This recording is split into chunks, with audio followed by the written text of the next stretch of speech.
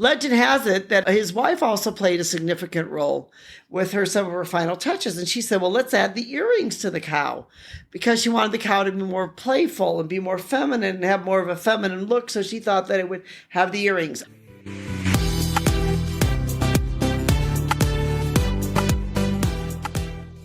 Hi, this is Anita from the Dusty Roads podcast. Many years ago when I was traveling Vietnam, and this would have been in the early 1990s.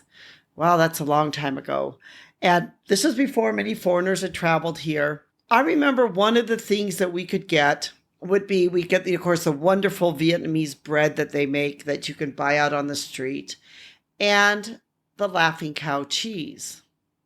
And I remember thinking, isn't this odd that we can find this sort of like processed French cheese here in Vietnam?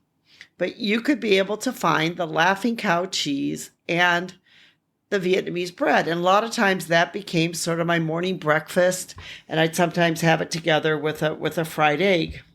It's still, by the way, one of my favorite breakfasts. I still really enjoy that breakfast. When I was home in the United States recently, my mother asked me to go to the store and pick her up some Laughing Cow cheese. Every morning she eats the Laughing Cow cheese on a piece of bread. It really got me thinking a bit about the Laughing Cow cheese. I mean, here it is. It's in like every country in the world almost has this Laughing Cow cheese. Where did this French brand of cheese exactly come from? But the story of the Laughing Cow cheese I actually find is quite an interesting story.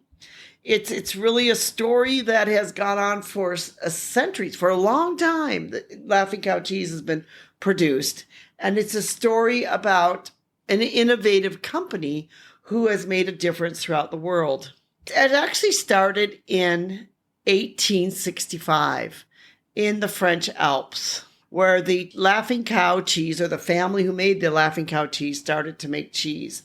You know, they began to specialize in different types of cheeses, and they became recognized for their quality and craftsmanship. Actually, in 1898, the Jules Belle's son, and Jules Belle's was the man who started the cheese company, his sons Henry and Leon inherited the family business.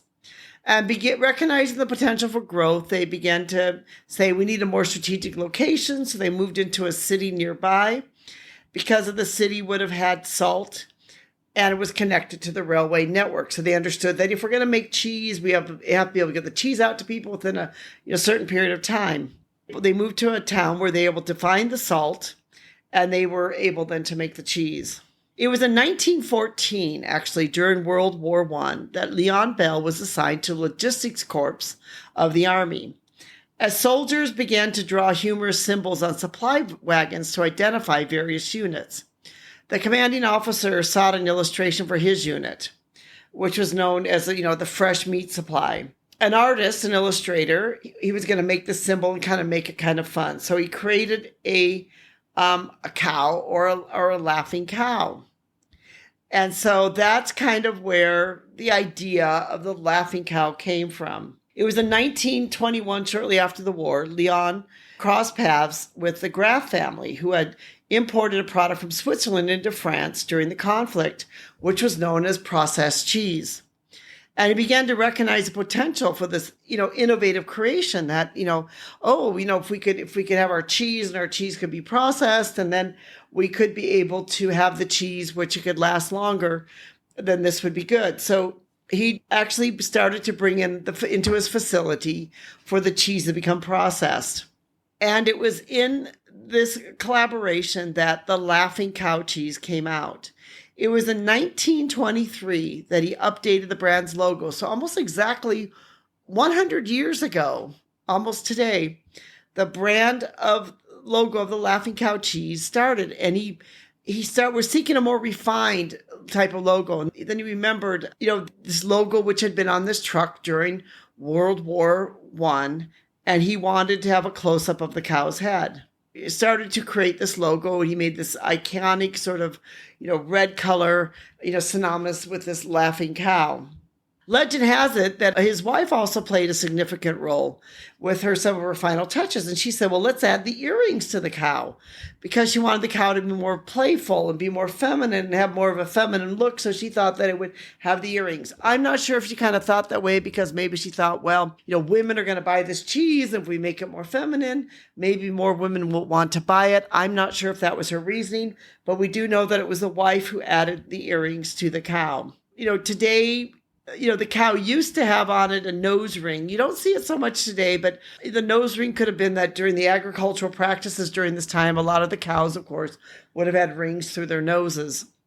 So actually, this is quite interesting that this laughing cow cheese, has earned its place in the world. It is the fourth largest processed cheese globally. And that's really, the power of this brand, that this is where during Vietnam, when there was hardly any foreign goods here in Vietnam, the one thing that I could be able to find during that time was the laughing cow cheese.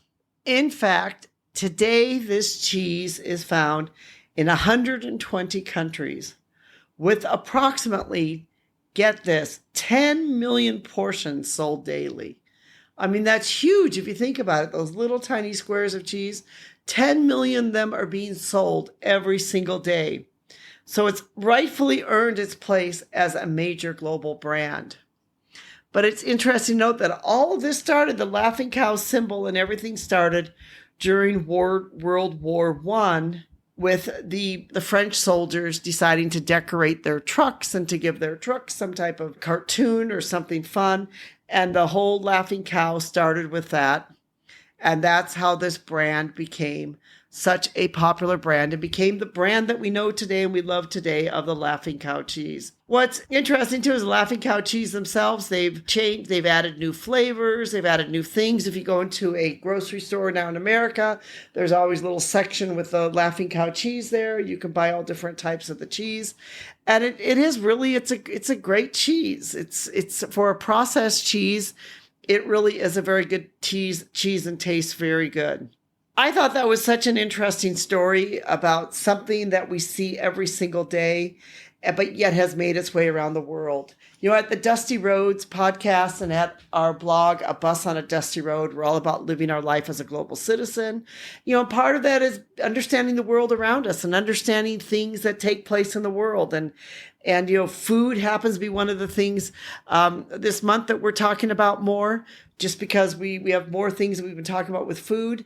It actually, food is such an important part of every single culture and every single place we live.